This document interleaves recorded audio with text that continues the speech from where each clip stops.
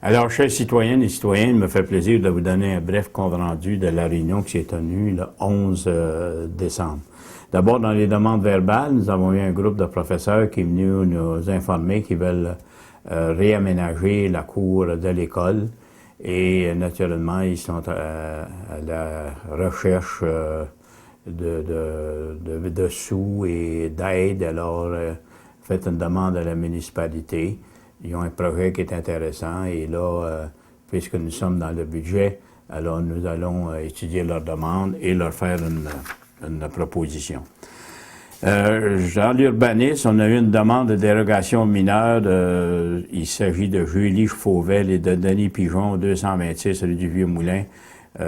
Naturellement, c'est un écart de quelques pouces sur le cadastre. Alors, la dérogation mineure a été acceptée, le comité d'urbanisme l'a recommandée.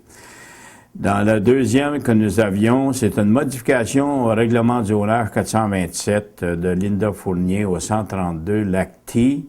Alors, comme vous savez, au Lacty, c'est une zone de villégiature.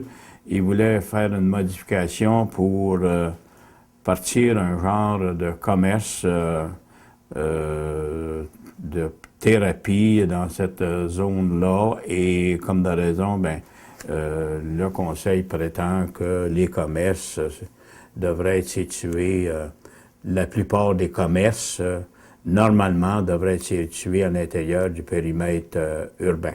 Alors, la modification de règlement de zonage a été refusée. Loisirs, il y avait le bail, l'autorisation de signer le bail que la Ville a avec le club d'Âge d'Or. Travaux publics, nous avons un projet, je pense que j'en ai parlé à la dernière réunion, c'est que nous avons un projet d'installer un égout pluvial souterrain qui partirait de la rue du Pont. S'en viendra vers le parc Benoît et va traverser entre le restaurant Thème Rose et la Banque nationale pour ensuite s'en venir sur la rue Humphrey et finir dans le ruisseau Garden. Alors, un avis de motion, parce qu'il va y avoir à faire des dépenses importantes qui dépassent au-delà d'1 million. Alors, il va y avoir un avis de motion qui est donné pour un avis de motion. Pour ce qui est de la liste des comptes à payer, c'est au montant de 364 112 $. Sur ça, vous avez la MRC pour 75 000 et Stavibel, qui est un ingénieur conseil, justement, qui fait l'étude de l'égout pluvial qu'on va installer.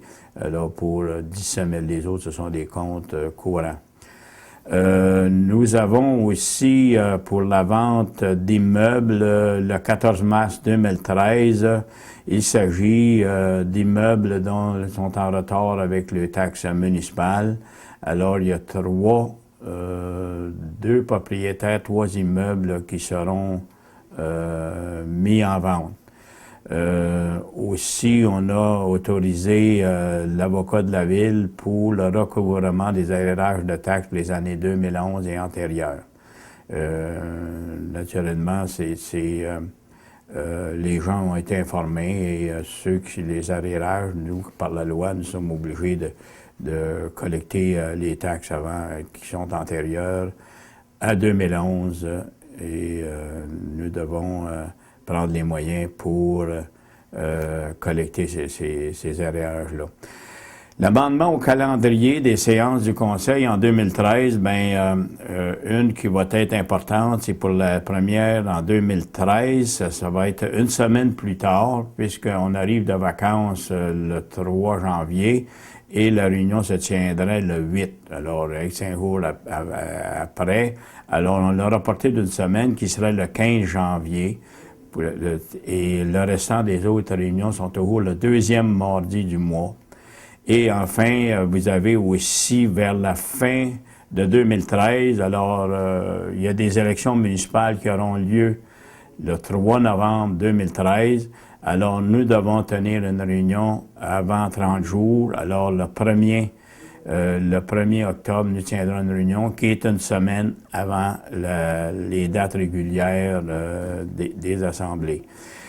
L'autre, c'est une modification au budget de l'Office municipal d'habitation, qui est de légère augmentation, qui était de 14 877 et est passé à 15 339. C'est un avis que nous avons eu de la SHQ.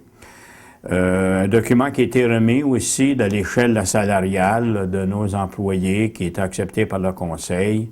Et naturellement, avec une hausse de 2,5 pour les employés. Autre sujet, c'est le dépôt, c'est un nouveau document, dépôt du registre public des déclarations des élus en vertu du Code d'éthique et de déontologie. Vous savez qu'aujourd'hui, avec ce qu'ils avaient vu, ce qui se passe à Montréal, avec les fraudes, Montréal et les banlieues, les élus, il y a déjà 2 maires qui ont été détrônés à cause des fraudes, 3 maires, je devrais dire, avec Mascouche. Alors, il y a une déclaration, chaque élu doit faire une déclaration des dons qu'il reçoit.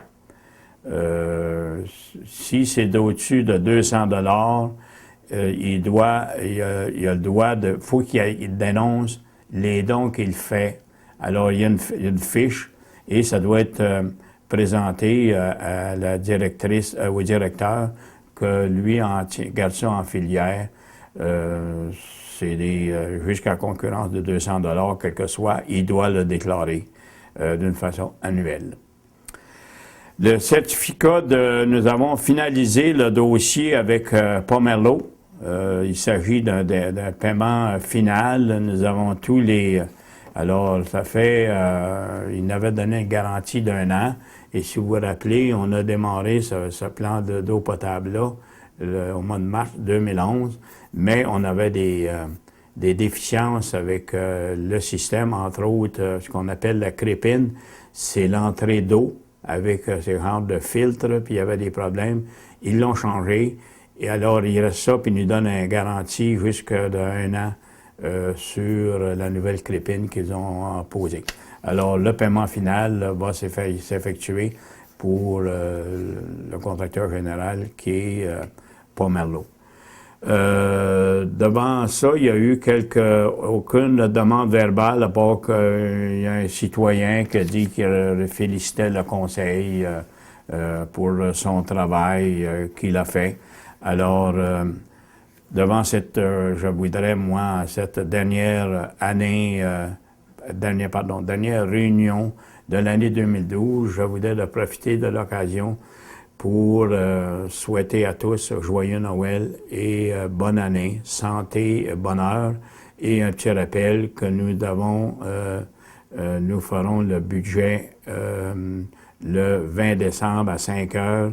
Le budget sera adopté et vous êtes bienvenus à venir à l'Assemblée. Ça va se tenir à 17 heures à l'hôtel de ville.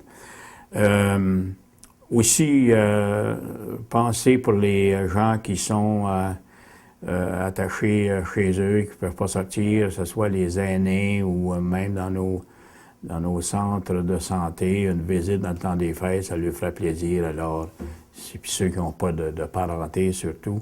Alors, on vous invite à la charité et tenter de mettre un peu de plaisir dans le cœur de ces personnes qui n'ont pas la jouissance que nous avons et la santé.